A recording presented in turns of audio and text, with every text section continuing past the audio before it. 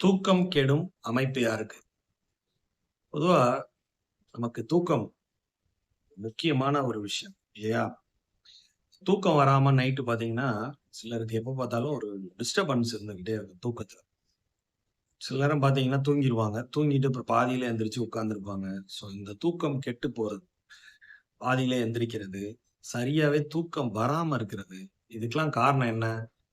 உங்களுடைய ஜாதகத்துல 12ஆம் இடம். 12ஆம் இடம் தான் தூக்கத்த குறிக்கக்கூடிய பாவகம், அந்த வீடு.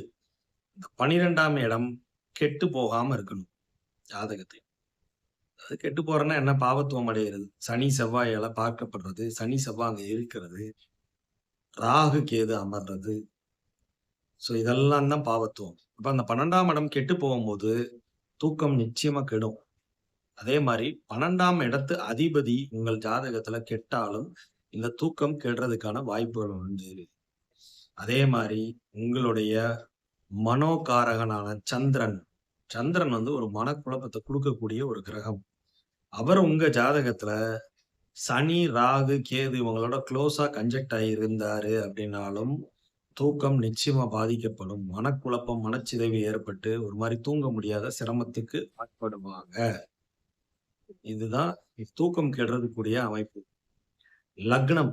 நம்மளோட லக்னமும் அதே மாரி பாவத்துவம் அடையாம இருக்கணும். செவ்வா, சனியால பார்க்கப்படாமல் இருக்கிறது. ராகு, கேது அமராம இருக்கிறது. இதெல்லாம் இதுக்கு அடுத்த பாயிண்ட்.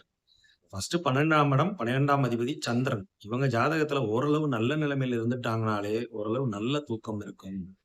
இது எங்கேயாவது ஃபெயிலியர் ஆகும்போது தான், தூக்கம் கெடுறதுக்குரிய அமைப்புகள் ஜாதகத்துல வரும். சரிங்களா?